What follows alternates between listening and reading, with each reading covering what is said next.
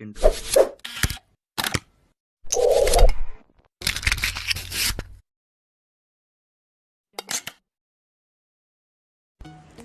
Hello friends, this is IY। अगर मैं आपसे पूछूं कि what is the PV and TH diagram for isochoric और आइसोबारिक प्रोसेसेस, तो बहुत से लोग कंफ्यूज हो जाएंगे कि किसमें प्रेशर इंक्रीज होता है या डिक्रीज होता है और क्या कांस्टेंट रहता है। इसलिए आज मैं आगे आने वाले इन 5 मिनट में आपको एक ऐसी ट्रिक बताऊंगा जिससे आप 1-2 साल तक क्या अपनी पूरी लाइफ में थर्मोडायनेमिक प्रोसेसेस को नहीं भूल सकते हैं। ओके, ये 4 आइडियल गैस प्रोसेसेस हैं: isochoric, isobaric, isothermal and isentropic. उससे पहले मैं ये बता दूं कि PV डायग्राम में pressure is always taken on Y axis and volume is always taken on X axis, और TH डायग्राम में temperature is taken on Y axis and entropy is taken on X axis. अब secret trick ये है कि मैं इन चारों processes के PV एंड TH डायग्राम को कंबाइन करने वाला हूँ। So let's start. So first, isochoric process, जिसके PV डायग्राम में वॉल्यूम कांस्टेंट रहता है, इसलिए एक वर्टिकल लाइन लाइक दिस। फिर TH डायग्राम ऑफ आइसोकोरिक में एक parabolic curve. Isobaric process, pressure will be constant. Then isobaric का ही TH diagram same as isochoric, एक parabolic curve. Then third, isothermal process, PV diagram में एक parabolic curve like this. Okay, फिर इसका TH diagram, obviously temperature constant रहेगा, isothermal process है। और लास्ट प्रोसेस, आइसेंट्रोपिक प्रोसेस, जिसका PV diagram is same as isothermal process, a parabolic curve, लेकिन इसके TH डायग्राम में टेम्परेचर की जगह एंट्रोपी कांस्टेंट रहता है। ओके, अब अगर आप इस कंबाइंड डायग्राम को देखो तो ये एक कैसल की तरह दिख रहा है, जिसे याद रखना बिल्कुल सिंपल हो जाता है, जिसमें blue line PV diagram show कर रही हैं और red line TH diagram show कर रही हैं of the respective thermodynamic processes. बस आपको ये कंबाइंड डायग्राम 2-3 बार बनाकर प्रैक्टिस कर लेना है और इस सीक्वेंस को याद रखना है: आइसोकोरिक, आइसोबारिक, आइसोथर्मल और लास्ट में आइसेंट्रोपिक। लेकिन ये डायग्राम अभी तक कंप्लीट नहीं हुआ है, हमें सिर्फ कांस्टेंट पता चल रहे हैं हॉरिजॉन्टल और वर्टिकल लाइन से कि कौन सा वेरिएबल कहाँ पे कांस्टेंट है।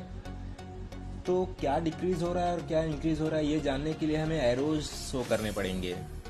तो इसके लिए सिर्फ 2 रूल्स हैं: जितने भी वर्टिकल और पैराबोलिक कर्व्स हैं उनको अपवर्ड के डायरेक्शन में एरोज बना दो, और जितने भी हॉरिजॉन्टल लाइंस हैं उनको राइटवर्ड के डायरेक्शन में एरोज बना दो। और अगर नेमिंग करना है प्रोसेस को तो एरोज को फॉलो कर लो। एरोज के टेल को फर्स्ट पॉइंट और नोज को सेकेंड पॉइंट। अब ये डायग्राम पूरी तरह से कंप्लीट है, हम किसी भी प्रोसेस के बारे में बता सकते हैं। जैसे कि सेकेंड प्रोसेस, आइसोबारिक प्रोसेस के PV डायग्राम में एक हॉरिजॉन्टल लाइन है, मतलब प्रेशर कांस्टेंट है और वॉल्यूम इंक्रीज हो रहा है। और TH डायग्राम आइसोबारिक प्रोसेस का ही, जिसमें टेम्परेचर इंक्रीज हो रहा है और एंट्रोपी भी इंक्रीज हो रहा है, दोनों प्रोसेस इंक्रीज हो रहे हैं, इसलिए पैराबोलिक कर्व है और वो ऊपर की डायरेक्शन में है। इसी तरह हम सारे प्रोसेसेस का प्रेशर, वॉल्यूम, टेम्परेचर के रिलेशन बता सकते हैं। अब बात करते हैं थर्मोडायनामिक प्रोसेसेस के लॉज की। Charles law, Boyle's law, Gay-Lussac's law. 70 to 80% student में चार्ल्स और बॉयल्स लॉ के बीच कंफ्यूजन रहता ही है कि किस में प्रेशर कांस्टेंट, किस में टेम्परेचर कांस्टेंट। तो आज इस कंफ्यूजन को दूर करना है हमेशा हमेशा के लिए। इस इक्वेशन को कंबाइंड गैस इक्वेशन कहते हैं, जिसमें मैंने अंडरस्टैंडिंग के लिए 3 कलर्स यूज किए हैं: blue, green and red. Charles letter को मैंने ब्लू कलर से रिप्रेजेंट किया है और प्रेशर को भी ब्लू कलर से रिप्रेजेंट किया है। मींस चार्ल्स लॉ में प्रेशर कांस्टेंट रहता है, तो हम इसे इरेज कर देंगे दोनों साइड। तो बचा क्या? V1/T1 = V2/T2। इसी को कहते हैं Charles equation. Now second, Boyle's law, जिसमें टेम्परेचर कांस्टेंट रहता है, इसलिए वापस कंबाइंड गैस इक्वेशन में जाके टेम्परेचर को इरेज कर देंगे, कैंसिल कर देंगे। तो बचा क्या? P1V1 = P2V2। इसी को कहते हैं बॉयल्स इक्वेशन।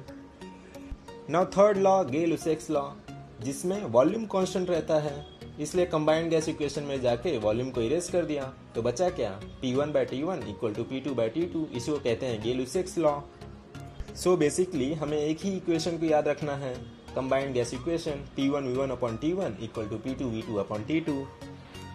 तो हमें सिर्फ 3 लाइन याद रखनी है, चार्ल्स लॉ में प्रेशर कांस्टेंट, बॉयल्स लॉ में टेम्परेचर कांस्टेंट, गे-लुसेक्स लॉ में वॉल्यूम कांस्टेंट। फिर भी आई एम डैम श्योर कि कुछ दिनों कुछ महीनों में बहुत सारे स्टूडेंट वापस से कंफ्यूज हो जाएंगे, वापस से भूल जाएंगे। इसलिए बेटर वे हम तीनों लॉ को अपने combined PV and TH diagram में प्लेस करके याद रख लेते हैं। तो इस कंबाइंड डायग्राम में ऐसी कौन सी लाइन है जहां पर प्रेशर कांस्टेंट है? वो है आइसोबारिक का पीवी डायग्राम, प्रेशर कांस्टेंट, इसलिए उसके मैंने सी लिख दिया। C means Charles law. Now second, ऐसी कौन सी लाइन है जहां पर टेम्परेचर कांस्टेंट है?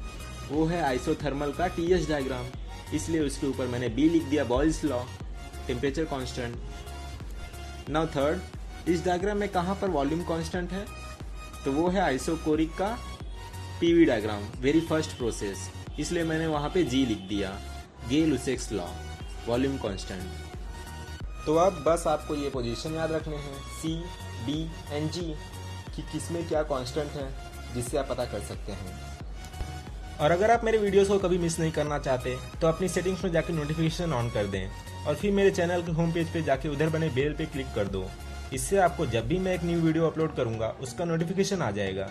लाइक करें अगर आपको ये इन्फॉर्मेशन काम के लगे, शेयर करें